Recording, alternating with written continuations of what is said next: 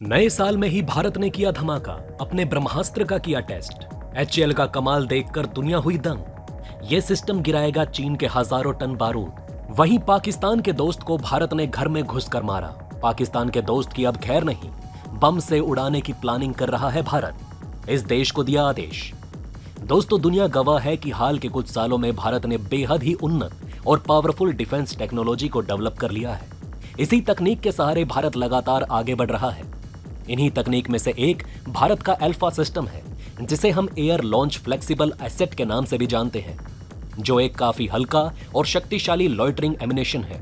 इसके इस्तेमाल से भारत प्रिसीजन स्ट्राइक कर सकता है। दोस्तों, अब अल्फा सिस्टम से ही जुड़ी एक नई खबर निकलकर सामने आ रही है। इस खबर से यह अंदाजा लगाया जा सकता है कि भारत काफी तेजी से चीन और पाकिस्तान को काउंटर करने के लिए अपनी तकनीक में विकास कर रहा है। यही तकनीक अब भारत के मौजूदा सिस्टम के साथ मिलकर हमें एक काफी बड़ा एडवांटेज देने वाली है। इसके साथ ही ये खबर कंफर्म हो चुकी है कि अल्फा एस लॉइटरिंग एमिनेशन बनकर तैयार हो चुका है। अब नए साल की शुरुआत यानी कि 2023 में शुरुआती महीने में ही इसके ट्रायल कंडक्ट किए जाएंगे। साथ ही दोस्तों, आपको ये बात जानकर काफी खुशी होगी कि अल्फा एस लॉइटरिंग एमिनेशन के इंटरनल कंबशन ट्रायल पूरे कर लिए गए हैं। अब इसके डेवलपमेंट ट्रायल इसी साल के शुरुआती महीने में शुरू हो जाएंगे और बहुत ही जल्द इन सभी को पूरा कर लिया जाएगा। इन ट्रायल्स के बाद ये सिस्टम भारतीय सेना में इस्तेमाल होने के लिए पूरी तरह से तैयार हो सकता है, जो हमारे डिफेंस सेक्टर के लिए काफी बड़ी खुशखबरी है। एक तरफ जहां अल्फा एस का डेवलपमेंट जोरों शोरों पर है, वहीं दूसरी तरफ इसी साल 2024 या साल 2025 तक भारतीय सशस्त्र बलों द्वारा अपनी सेवा में सफलतापूर्वक इसे कंडक्ट कर लिया जाएगा। इसके साथ ही यह सिस्टम चीन और पाकिस्तान जैसे खतरों का सामना करने के लिए पूरी तरह से तैयार होगा, जिससे भारत को काफी बड़ी रणनीतिक एडवांटेज भी हासिल होगी। दोस्तों, आपको बता दें कि अल्फा एस असल में हिंदुस्तान एरोनॉटिक्स लिमिटेड और new space and research private limited ने मिलकर जो कैट्स सिस्टम डेवलप किया है, उसी का हिस्सा है, जिसे बड़ी आसानी से किसी भी फाइटर जेट या हमलावर हेलीकॉप्टर से दुश्मन पर टारगेटेड या प्रिसीजन स्ट्राइक करने के लिए लॉन्च किया जा सकेगा, जो इसे अपनी कैटेगरी में एक काफी कारगर हथियार बनाते हैं। वहीं अल्फा एस करीब 100 किलोमीटर की दूरी तक अपने टारगेट पर हमला करने में सक्षम होगा, जिसकी वजह से इसका इस्तेमाल हम क्रॉस बॉर्डर ऑपरेशन में कर सकते हैं। वहीं इसे जरूरत पड़ने पर बिना सीमा पार किए दुश्मन पर लॉन्च किया जा सकता है। अब क्योंकि ऐसा लॉइटरिंग एमिनेशन वजन में सिर्फ 25 किलोग्राम का होगा, इसलिए एक बार में भारतीय वायुसेना ऐसे कई लॉइटरिंग एमिनेशन अपने साथ फाइटर विमानों द्वारा साथ ले जाने में सक्षम होंगे।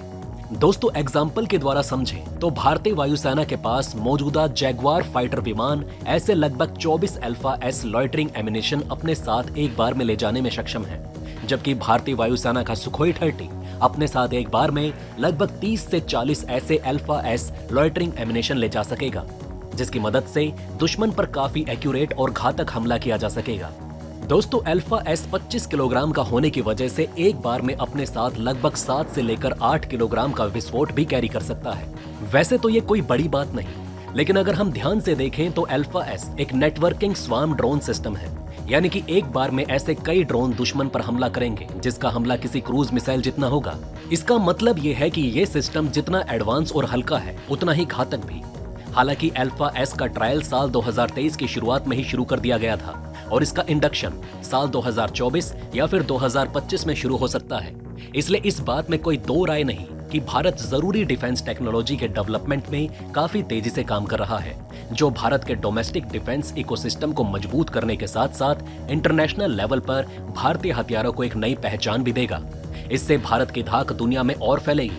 साथ ही इस प्रकार अभी से दुनिया के शक्तिशाली देशों की कामयाब कंपनियां भारत के साथ कोलैबोरेशन करना चाहती हैं, क्योंकि भारत की तकनीक आज सबसे भरोसेमंद समझी जाने लगी है। हमारी तकनीक से बने हथियारों पर सभी देश अपना भरोसा दिखाने लगे हैं। वहीं चीन के हथियार कबाड़ साबित हो रहे हैं, इसलिए चीन की चारों ओर भारतीय हथियार और मिसाइलों का जखीरा लगने लगा है।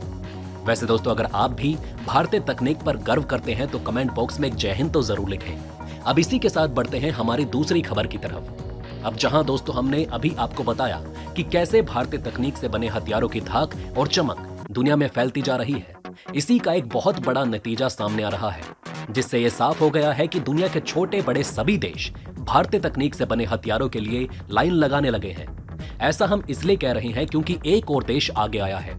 जो भारतीय तकनीकी हथियारों को अपने रक्षा के लिए अपनी सेना में शामिल करना चाहता है और इस डील के बहुत बड़े सहायक और गवाह बने हैं हमारे देश के विदेश मंत्री डॉक्टर एस जयशंकर। तो चलिए जानते हैं इस बार भारत किस नए देश को अपनी ताकत से बना हथियार देने जा रहा है।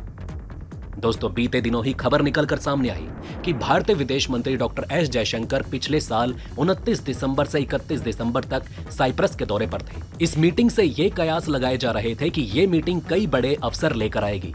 अब दोस्तों, ये बात कंफर्म हो चुकी है कि दोनों देशों ने एक साथ मिलकर एक महत्वपूर्ण एमओयू यानी कि मेमोरेंडम ऑफ अंडरस्टैंडिंग साइन कर लिया है, जो कि डिफेंस सेक्टर में दोनों देशों की साझेदारी को मजबूत करेगा। क्योंकि अब दोनों देशों ने महत्वपूर्ण एग्रीमेंट को साइन कर लिया है, इसलिए इस बात की संभावना काफी ज्यादा है कि भविष्य में साइप्रस कुछ बेहद शक्तिशाली हथियार भारत से खरीद सकता है। साथ ही दोस्तों, इस बात को ध्यान में रखते हुए कि साइप्रस की वायुसेना के पास कोई भी फाइटर जेट नहीं, इसलिए इस बात की काफी संभावना है कि भारत साइप्रस को अपने तेजस फाइटर विमान ऑफर कर सकता है। क्योंकि साइप्रस के लिए तेजस न कि सिर्फ अफोर्डेबल होगा बल्कि काफी इफेक्टिव भी होगा। इतना ही नहीं बल्कि साइप्रस के पास काफी पुराने रूसी डिफेंस सिस्टम मौजूद हैं। इसलिए भारत का आकाश डिफेंस सिस्टम साइप्रस की एयरफोर्स में अपनी अहम जगह बना सकता है। अब दोस्तों, साइप्रस में हुई इस डील से सबसे ज्यादा पाकिस्तान के कट्टर दोस्त और भारत के लिए जहर उगलने वाले तुर्की को खासी परेशानी हो सकती है, क्योंकि साइप्रस और तुर्की में बिल्कुल नहीं बनती। ये एक दूसरे के जानी दुश्मन हैं। तब से जब से तुर्की ने 1974 में साइप्रस पर हमला किया था, वही तुर्की भारत के खिलाफ भी हर समय जहर उगलता रहता है। ऐसे में अब भारत ने तुर्की की दुखती रग पर हाथ रख दिया है, तो बेशक पाकिस्तान का दोस्त दर्द से छटपटा उठेगा। वैसे क्या भारत को साइप्रस को अपने हथियार देने चाहिए? आपकी राय हमें कमेंट करके जरूर बताएं। बहरहाल दोस्तों, इस वीडियो में बस इतना ही। वैसे आपका इन खबरों के बारे में क्या कहना है हमें कमेंट में जरूर बताएं। वहीं अगर आप चाहते हैं कि ऐसी इन्फॉर्मेशन ज्यादा से ज्यादा लोगों तक पहुंचे तो इस वीडियो को शेयर जरूर करें। और अगर हमारी ये वीडियो आपको पसंद आई हो तो लाइक करना ना भूलिएगा। साथ ही अगर अभी तक आपने हमारे चैनल को सब्सक्राइब नहीं किया है तो प्लीज हमारे चैनल को सब्सक्राइब जरूर करें। खुश रहें, अपना ध्यान रखें। फिर मिलेंगे एक नई इन्फॉर्मेशन के साथ। तब तक के लिए जय हिंद, जय भारत।